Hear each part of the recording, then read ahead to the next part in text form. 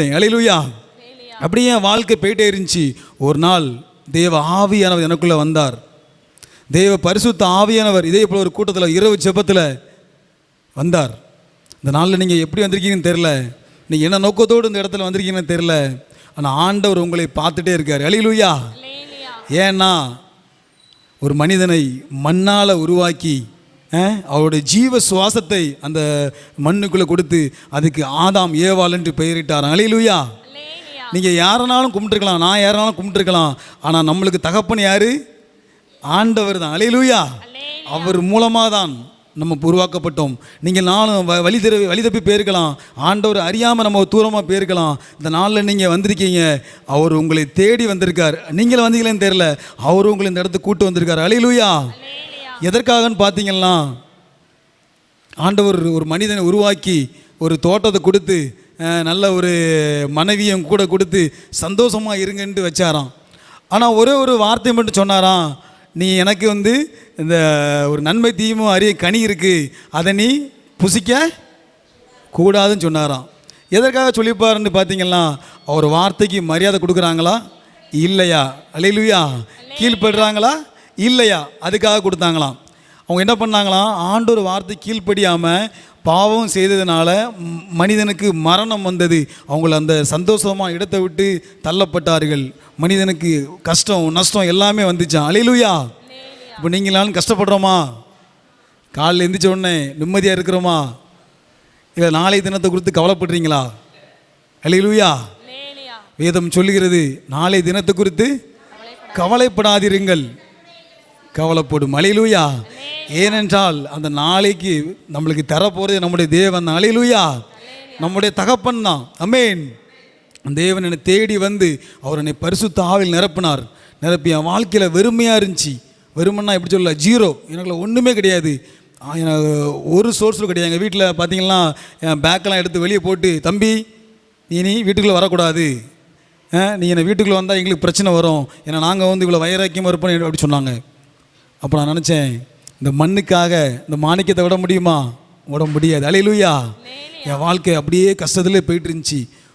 ஒரு மாதம் கழித்து ஆண்டவர் எனக்கு ஒரு நல்ல ஒரு மொபைல் ஷாப் வைக்க எனக்கு ஆண்டவர் கிருபை கொடுத்தார்.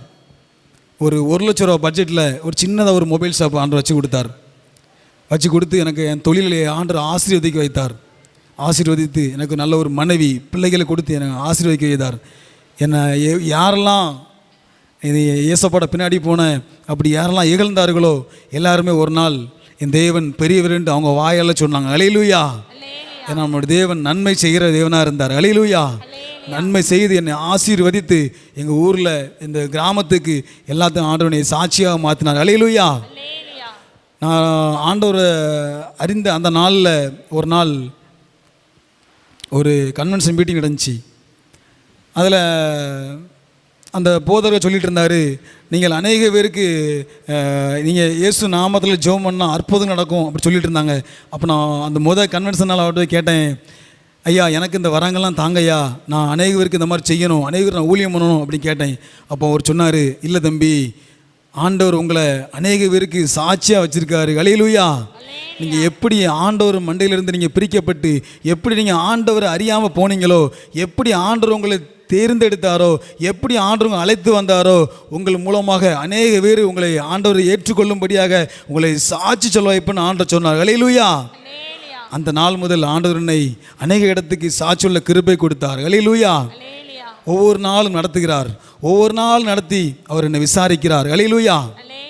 நீங்களும் அப்படி தான் வந்திருப்பீங்க, அப்படி தானே? இந்த நாளில் இந்த கூடாரத்துக்கு தேவன் என்னை விசாரிக்கும்படினும், தேவன் என்னை விசாரிக்கணும், என் காரியத்தை நான் யார்கிட்ட சொல்லுவேன், அப்படி தானே? பக்கத்து வீட்டில் சொன்னால் பிரச்சனை வந்துடும், அப்படி தானே? நம்ம சொல்லுவோம், இந்த பிரச்சனை இருக்குது ஆனால் யார்கிட்டையும் சொல்லிடாதேன்னு சொல்லுவோம், அப்படி தானே சொல்லுவோம். அவங்க என்ன பண்ணுவாங்க, உடனே போய் சொல்லிடுவாங்க. கேட்டதை சொல்லாமல் இருக்க முடியாதுல்ல, உடனே போய் சொல்லிடுவாங்க. இந்த மாதிரி இந்த அக்கா சொன்னாங்க, நீங்கள் சொல்லிடாதுங்க அப்படி சொல்லுவாங்க. அல்லேலூயா. நம்முடைய தேவன் அந்த நாளில் நீங்கள் வந்திருக்கீங்க, ஆண்டவர் உங்களை விசாரிக்கும்படியாக உங்களை இந்த இடத்துல கூட்டு வந்திருக்கார். ஆமென். அல்லேலூயா. உங்களுடைய பாரங்கள், உங்களுடைய சுமைகள், உங்களுடைய காரியங்கள் எல்லாம் இன்று இந்த சர்வமுள்ள தேவனிடத்தில் நீங்கள் ஒப்படைச்சிட்டு போனீங்கல்லாம் வேதம் சொல்கிறது, உன் காரியத்தை எல்லாம் கர்த்தரிடத்தில் ஒப்புவி, அவரது வாய்க்க பண்ணுவார். அல்லேலூயா. இதனால் நீங்கள் ஒருத்தர் கூட வெறுமையாக போகக்கூடாது. உங்களுக்கு என்னென்ன வேணுமோ, என்னென்ன காரியம் உங்களுக்கு தேவை இருக்கோ, இந்த நாளில் நீங்கள் அதை ஆண்டோட ஒப்படைச்சிட்டு போனீங்கன்னா அவர் உங்களை விசாரித்து உங்களுக்கு நன்மை செய்து வரும் நாட்களிலே உங்களுக்கு அற்புதங்களை செய்ய வல்லவராக இருக்கிறார். ஒரு நிமிஷம் கை தட்டி நன்றி சொல்லலாமா? அல்லேலூயா, அல்லேலூயா. நானும் ஒரு சாட்சி சொல்கிறேன். நானும் ஒரு ரோமன் கத்தோலிக்க தெரியுமா, ஆர்சி சபையிலேருந்து வந்த பொண்ணு. திருமண பந்தத்துக்கு அப்புறம்தான் தேவனிடம் போய், என் வீட்டுக்காரர் வந்து என்னை எப்படி கூப்பிட்டு போவாங்க அப்படின்னா, சர்ச்சுக்கு போகிறேன்னு சொல்ல மாட்டாங்க, சர்ச்சுக்கு போவோன்னு என்னையை கூப்பிட்டு போக மாட்டாங்க. டெய்லி சண்டே வந்தாலே டூருக்கு போவோன்னு சொல்லி கூப்பிட்டு போவாங்க. இன்றைக்கி டூருக்கு போவோன்னு சொல்லி கூப்பிட்டு போவாங்க. சண்டே சர்ச்சில் போய் உட்கார வச்சுருவாங்க. 1 மணி ஆனோடனே கண்டிப்பாக கன்னியாகுமரி கூப்பிட்டு போயிடுவாங்க. இப்படி ஒரு 4 வாரங்கள் என்னை அப்படியே கூப்பிட்டு போனாங்க.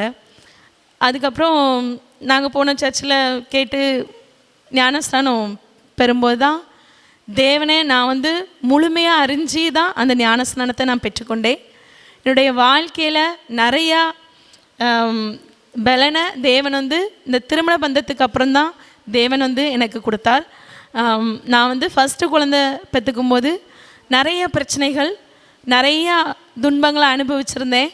அந்த குழந்தை வயிற்றில் இருந்து வெளியே வரது வரைக்கும் எனக்கு பேய் பிடியிலேருந்து நான் கஷ்டப்பட்டேன். அப்போ வந்து குழந்தை பெற்று எடுத்த பிறகு தேவன் என் வீட்டுக்காரர் மூலமாக பேசி சொன்னார், நீ வந்து நான் ரொம்ப பயப்படுவேன், அதுக்கப்புறம் பயந்துக்கிட்டே இருப்பேன், நீ இன்னும் பயந்துக்கிட்டே இருந்தேன்னா ஆண்டவர் உங்ககிட்ட இல்லைன்னு அர்த்தம். ஏசப்பா உங்ககிட்ட இருந்தால் பயம் வராது, பயத்தின் ஆவி வெளியே போயிடும், ஆவியானவர் உள்ளே வந்துடுவாருன்னு சொல்லி ரொம்ப சொல்லிக்கிட்டே இருப்பாங்க. அதன்படி நாங்கள் 2 ஜெபிச்சோம். ஆவியானவர் உள்ளே வந்தார், பயத்தின் ஆவி வெளியே போயிட்டு. அல்லேலூயா. 2வது 6 வருடங்களுக்கு பின்பு இப்போ தேவன் வந்து எனக்கு ஒரு குழந்தை செல்வத்தை தந்தார்.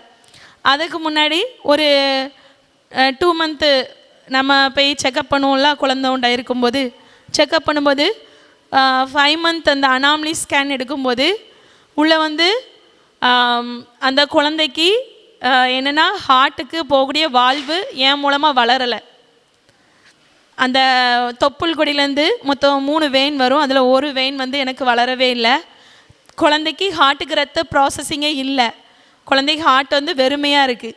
அப்போ அந்த குழந்தைய நீங்கள் பெற்றுக்கிடக்கூடாது, அதை வந்து அழிச்சிடணும் அப்படின்னு சொன்னாங்க. அப்போது என்னுடைய மாமியார் வந்து இந்து குடும்பத்தை சேர்ந்தவங்க தான், அவங்க எங்கள் கூட வந்திருந்தாங்க. அவங்க ஒரு வார்த்தை சொன்னாங்க, ஏசப்பா ஏசப்பான்னு சொல்லுதீங்களாடா, நீங்கள் தானே ஊழியம்லாம் பண்ணுதீங்க, உங்களுக்கு ஏன் ஏசப்பா தரமாட்டார், நல்ல பிள்ளையை தான் தருவார் அப்படின்னு சொல்லி அவங்க மூலமாக எங்களுக்கு விசுவாசத்தை ஊட்டினார். என்னுடைய கணவர் வந்து டாக்டர்கிட்ட சொன்னாங்க, எப்படி இருந்தாலும் பரவாயில்ல, அந்த பிள்ளையை நாங்கள் பெற்று தான் எடுக்க போகிறோம், மொடமாக இருந்தாலும் பரவாயில்ல, ஊனமாக இருந்தாலும் பரவாயில்ல அப்படி சொல்லி என்னுடைய கணவர் வந்து அங்கே போய் விண்ணப்பம் பண்ணாங்க. டாக்டர்ஸ் வந்து கேட்கவே இல்லை, நாங்கள் வந்து இப்படி குழந்தைய நாங்கள் வளர விட மாட்டோம், திரும்பவும் அவங்க சொல்லிக்கிட்டே இருக்காங்க, ஒரு ஹார்ட்டுக்கு ரத்தமே போகலை, நீங்கள் அந்த குழந்தைய நீங்கள் வளர்க்கணும்னு சொல்கிறீங்க எப்படி அப்படின்னு சொல்லிட்டு சொன்னாங்க. ஆனால் என்னுடைய கணவருடைய முழு முயற்சி, என்னுடைய முயற்சியும் ஒவ்வொரு இடமா போய் ஸ்கேன் எடுத்துக்கிட்டே இருப்போம். 5 மந்த் ஆச்சு, 6வது மாதம் வரைக்கும் ஸ்கேன்லேயே போயிட்டுருக்கு. 6வது மாதம் வரைக்கும் டாக்டரை விடவே இல்லை, அழிக்கவே விடவே இல்லை. 6வது மாதம் ஸ்கேனில் நாங்கள் எடுக்கும்போது அந்த என்னுடைய ஹார்ட்டையும் என் குழந்தை ஹார்ட்டையும் பார்க்காங்க. அந்த ஹார்ட்டை பார்த்த டாக்டர், அந்த அதில் நான் ஸ்கேனில் இருப்பாங்களா, அந்த டாக்டருக்கே ரொம்ப சந்தோஷம். உள்ள நார்மல் சைல்டுக்கு உள்ள அந்த ஹார்ட் பீட் வந்து அப்படியே இருந்துச்சு. அல்லேலூயா. நார்மல் சைல்டுக்கு எப்படி இருக்குமோ அதே ஹார்ட் பீட், அதே ரேட்டு, அதே இது கவுண்டிங் எல்லாமே ஒரு மணி நேரத்துக்கு ஒருக்கா என்ன செக் பண்ணிகிட்டே இருந்தாங்க. அன்னைக்கு ஃபுல்லு நானும் என் கணவரும் கோவில்பட்டியில் போய் அந்த ஸ்கேனை நாங்கள் எடுத்தோம். அதன் மூலமாக அந்த டாக்டர்ஸ்க்கே ஆச்சரியம், நீங்கள் எந்த கடவுளை கும்பிடுதீங்கன்னு எனக்கு தெரியல, ஆனால் தேவன் தான் உங்கள் இந்த குழந்தையை காப்பாற்றிருக்காரு, நீங்கள் தாராளமாக அந்த குழந்தையை பெற்றுக்கொள்ளலான்னு சொன்னாங்க. அல்லேலூயா. எங்களுக்கு என்னுடைய விசுவாசம், என்னுடைய மாமியாருடைய விசுவாசம், என் கணவருடைய விசுவாசம் தான். கிட்னி வந்து 2 பக்கமும் உள்ள கிட்னி, ஒரு கிட்னி இறங்கி கீழே இருக்குது, அது வந்து உயிரோடு இருக்காங்கிறதே தெரியாது அப்படின்னு சொன்னாங்க.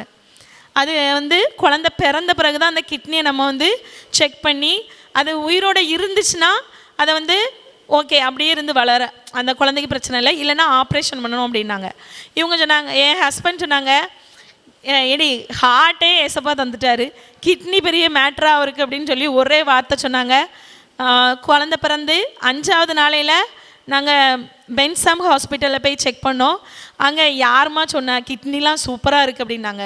கர்த்தருக்கு ஸ்தோத்திரம். இதை விட பெரிய அதிசயத்தை நான் எங்கேயுமே உணரலை. இதுமாதிரி உங்களுக்குள்ளேயே விசுவாசம் இருக்கும். என்னை விசுவாசிக்கிறவன் தேவ மகிமை பெற்றுக்கொள்கிறான் அப்படிங்கிற வார்த்தையின்படி நீங்கள் உங்களுக்குள்ள விசுவாசத்தை விட்டுறாதீங்க, கூட்டுங்க, இன்னும் அதிகமாக கூட்டுங்க. பணம் புகழ் எதுவுமே பெருசு கிடையாது. தேவன் கொடுக்குற இந்த மாதிரி இந்த இடத்துக்குலாம் அவங்கள கூட்டு வந்திருக்காங்க. அந்த பாஸ்டர்மா அவங்க குடும்பங்களை ஆசீர்வதிக்க ஜெபம் பண்ணுங்க. உங்களுக்காகவும் எல்லாருக்காகவும் நாங்கள் விண்ணப்பம் பண்ணுறோம், ஜெபிக்கிறோம். இந்த சாட்சியை கர்த்தர் ஆசீர்வதிப்பாராக.